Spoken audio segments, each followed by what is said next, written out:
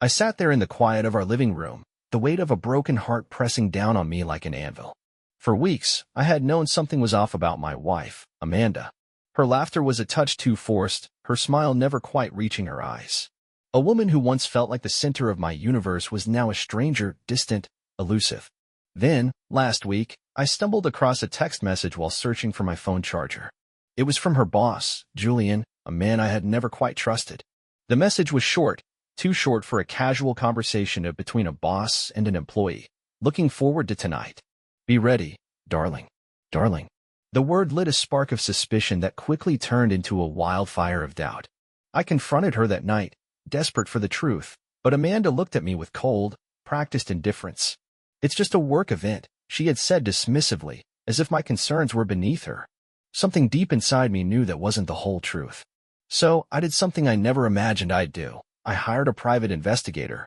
What I discovered shattered me. Tonight, Julian was hosting a lavish gala at the Grand Riverton Hotel, and Amanda had agreed to accompany him as his wife. My heart twisted in agony as I pictured her on his arm, smiling and laughing as if I didn't exist. It was a charade, a betrayal of everything we had built together. But I was not one to suffer quietly. I dressed sharply, pulling on a crisp suit and straightening my tie. I looked in the mirror, seeing not a broken man, but a storm that would not be ignored.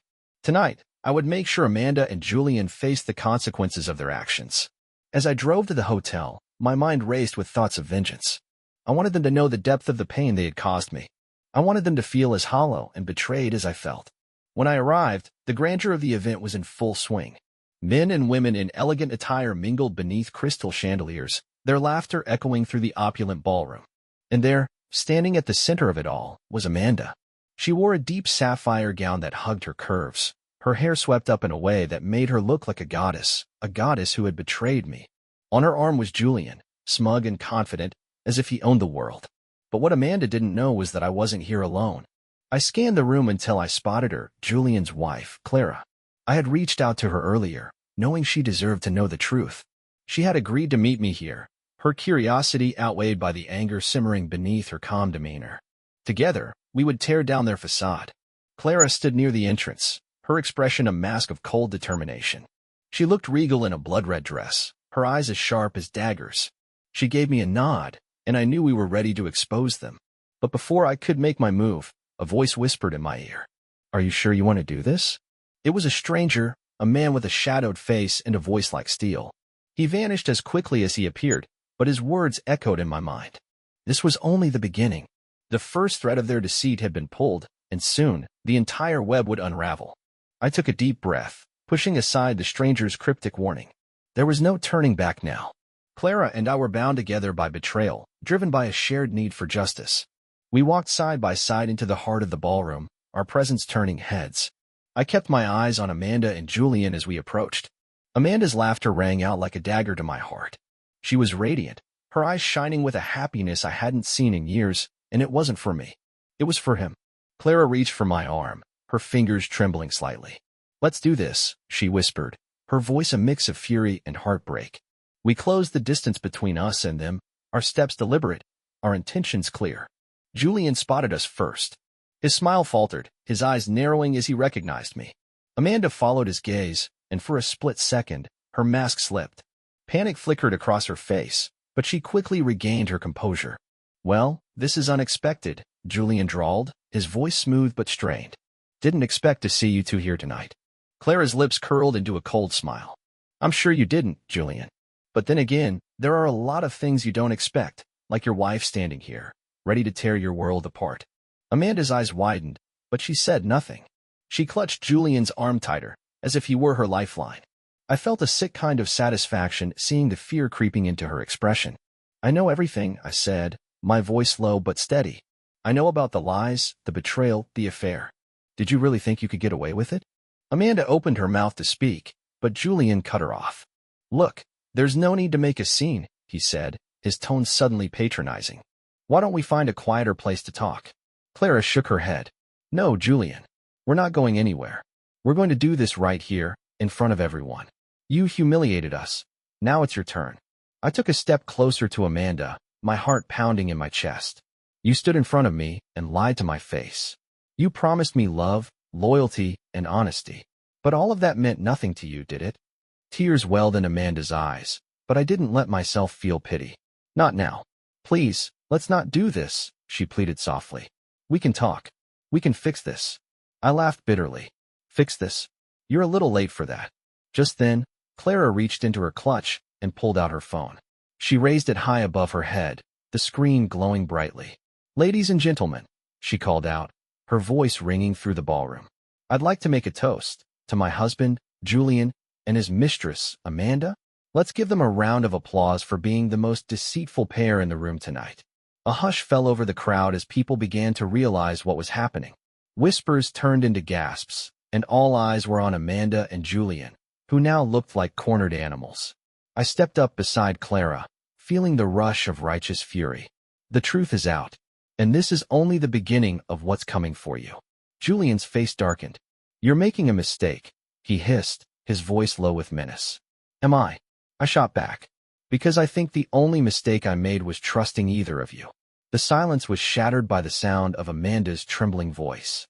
You're right, she whispered, tears finally spilling down her cheeks. I've made terrible mistakes, but I never stopped loving you. I stared at her, the weight of her words sinking into me like lead. But love wasn't enough to erase what she had done. Not anymore. As I turned to walk away, Clara at my side, I knew that this was just the start. The pain they had caused me would not be forgiven, and I had a plan that would ensure they paid for every moment of suffering they had inflicted on us. I walked out of the ballroom with Clara, our steps echoing in the marble corridor. Outside the chaos of the confrontation, reality began to sink in. My heart felt raw, as if someone had carved a hole straight through my chest. You okay? Clara asked, her voice softer now.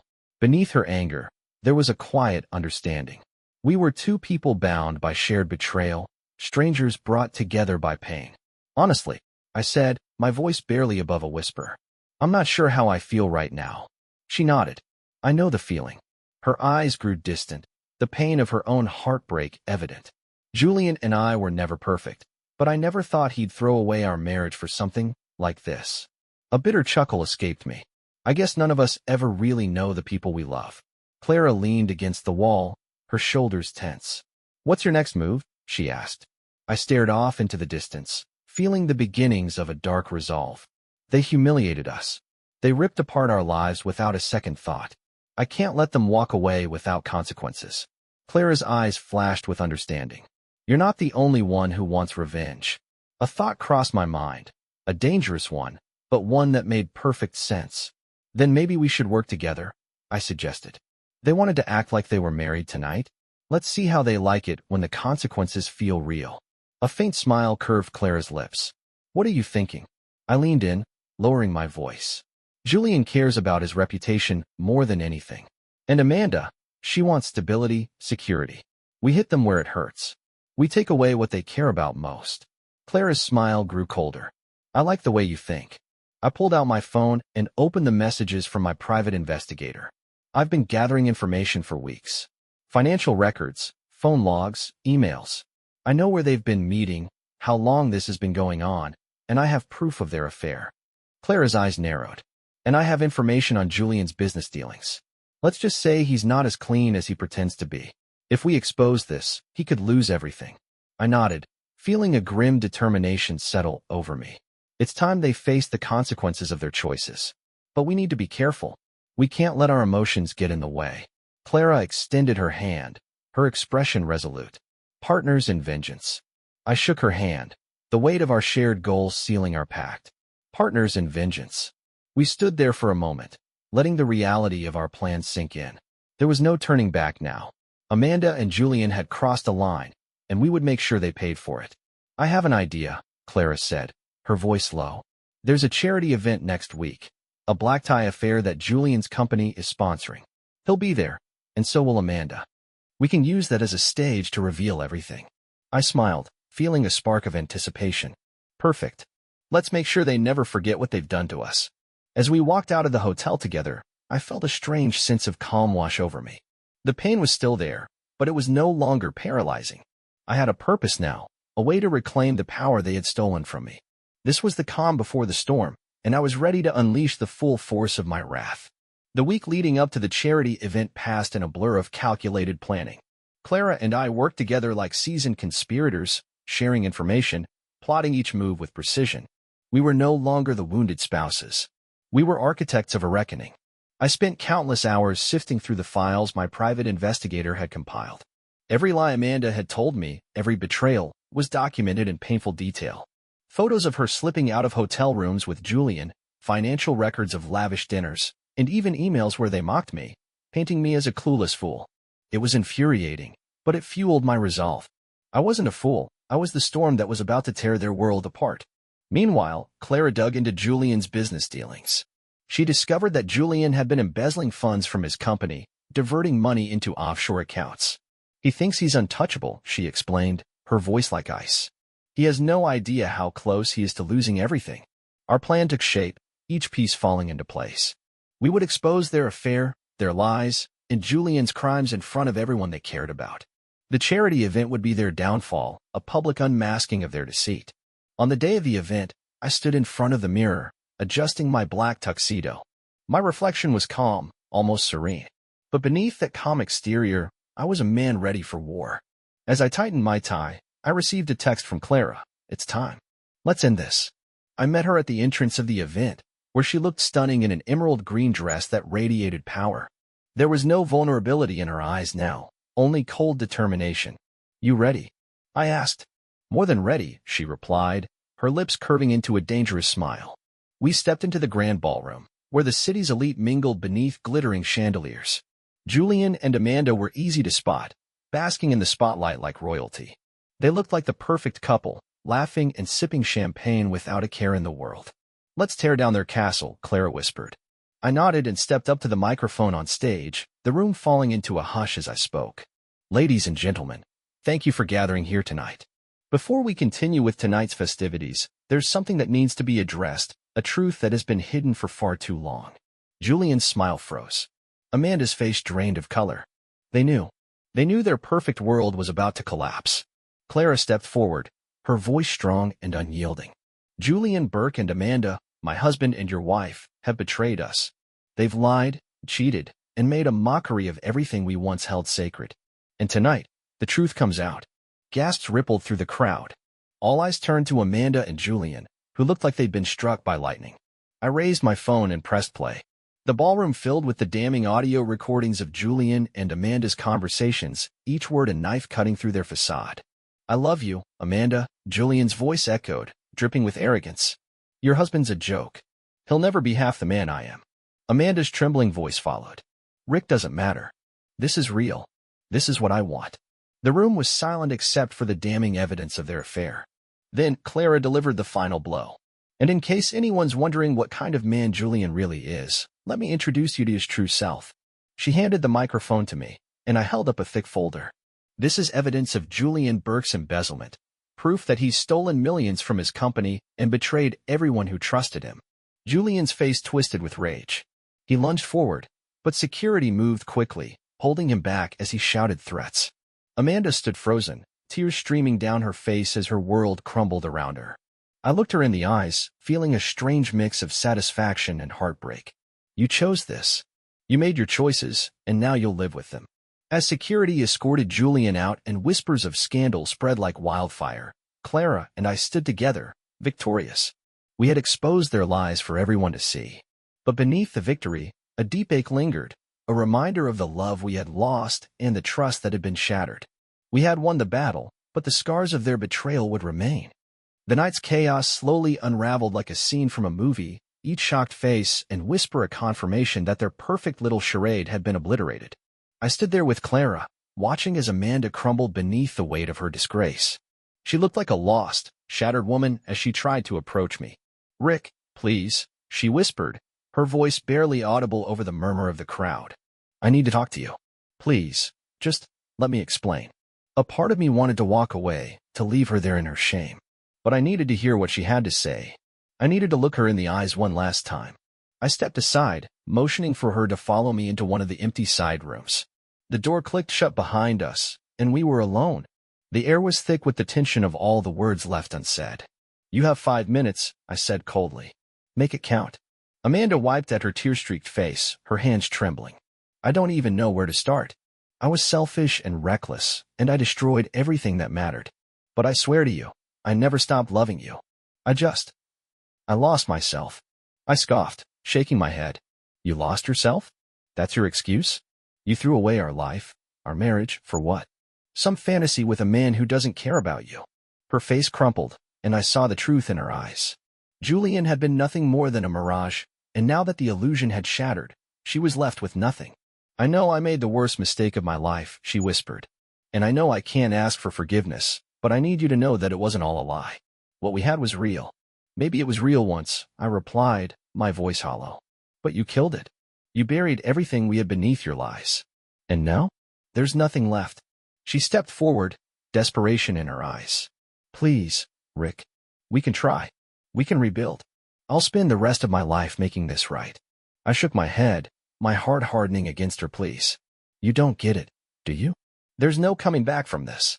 You took my love and crushed it beneath your selfishness. You destroyed everything we built together. And now you're reaping what you've sown. Tears streamed down her face. Then what happens now? Are we just done? I stepped back, putting a distance between us that felt like a canyon. Yes, Amanda. We're done. You'll get the divorce papers soon enough, and I suggest you sign them without a fight. Because if you don't, I promise you I'll make this even more painful than it already is. The fire in her eyes dimmed, replaced by a hollow emptiness. I loved you, she whispered, her voice broken. Not enough, I said coldly, and with that, I turned and walked out of the room, leaving her alone with the ashes of her choices. When I returned to the ballroom, Clara was waiting for me. How did it go? She asked softly. It's over, I replied, feeling the finality of those words sink in. There's nothing left to say. She nodded, her expression one of understanding. Then let's leave this place behind. Together, we walked out into the night, the air cool against my skin. It felt like freedom, a painful, bittersweet freedom. The weight of Amanda's betrayal was still there, but now there was room for something else, hope, maybe, or the possibility of a future not defined by pain. Where do we go from here? Clara asked as we stood beneath the streetlights, two strangers who had become partners in vengeance. I looked up at the sky, taking a deep breath. Anywhere but here. We've done what we came to do. Now it's time to let them live with their choices. Clara smiled faintly. Maybe we'll find something worth holding on to again. Maybe, I said, feeling the slightest flicker of hope. But for now, let's just walk. No plans, no anger, just moving forward. Side by side, we walked into the night, leaving behind the wreckage of a broken love. And while the scars of betrayal remained, I knew one thing for certain. I still had my heart, my strength, and my dignity. And no one could ever take that away from me. The night air felt crisp against my face as Clara and I walked away from the Grand Riverton Hotel. We were silent, both lost in our thoughts. There was a heaviness to the quiet, a shared understanding that we had left behind a chapter of our lives that could never be reopened. You did the right thing, Clara said softly, breaking the silence. Walking away from her, it was the strongest thing you could have done. I nodded. It didn't feel strong. It felt like tearing off my own skin. Clara glanced at me, her expression gentle. Healing doesn't happen overnight. It's going to hurt for a long time, but eventually, it won't hurt as much. I looked at her, seeing the reflection of my own pain in her eyes. What about you? What happens now? I don't know, she admitted. I thought exposing Julian would give me closure, but all I feel is emptiness. She took a deep breath. I can't stay in that house. Too many memories, too many ghosts. What if you left? I asked. Got a fresh start somewhere far away from here. She gave me a sad smile. I've thought about it. Maybe I'll do that. And what about you? I shrugged. For now, I'm just going to take it one day at a time. Maybe I'll focus on my work, pour myself into something that feels worthwhile. We walked in silence for a while longer, the city lights casting long shadows around us. Finally, Clara stopped and turned to face me. I need to thank you, Rick. I couldn't have done this without you. You don't have to thank me, I said. We got each other through it. Still, she insisted, her voice soft. It means more than you know. A faint smile crossed my lips. Then let's just promise each other one thing, no looking back. Clara nodded, her expression resolute. No looking back. And with that, we parted ways, each of us heading into the unknown. The days that followed were filled with a strange emptiness, like the calm after a storm. I returned to my apartment, where I spent hours lost in thought. The silence was deafening, a constant reminder of what I had lost. I threw myself into work, taking on projects that required my full attention. The distraction helped, but it was like putting a bandage on a wound that refused to heal. At night, memories of Amanda crept into my mind, the way she used to laugh, the way she'd look at me like I was the center of her world. But now I knew it had all been a lie. One evening, I received a message from my private investigator. He'd uncovered more information about Julian's financial crimes, and he encouraged me to forward it to the authorities. Without hesitation, I made the call. If Julian thought he could escape the consequences of his actions, he was sorely mistaken. I thought I'd feel satisfied, knowing I was delivering a final blow to the man who had helped destroy my marriage. But all I felt was exhaustion, a bone-deep weariness that left me hollow. It wasn't until I looked out my window one night and saw a couple laughing beneath the streetlights that I felt a flicker of something else. Hope. If other people could rebuild their lives, maybe I could too. Weeks turned into months, and slowly, the pain began to lose its grip on me. I started spending more time with friends, reconnecting with the parts of my life that Amanda had taken from me. One afternoon, I received a call from Clara. She sounded different, lighter, freer. "Rick," she said, her voice warm. "I'm in California. I did it. I left everything behind, and I'm starting over." I couldn't help but smile. "That's amazing, Clara. I'm proud of you." "It's scary," she admitted, "but I'm finally free. And I wanted you to know that you inspired me to take this step." Hearing her words felt like a weight lifting off my shoulders. "You deserve to be happy, Clara. You deserve a fresh start." "And so do you," she said softly. "Maybe one day, you'll come visit. We can toast to new beginnings." "Maybe I will," I replied, feeling a genuine warmth spread through me. After we hung up, I realized that maybe, just maybe, it was time for me to start over too. I made the decision to leave the city behind. I sold my apartment, packed up my belongings, and headed for a small town along the coast, a place where I could breathe again.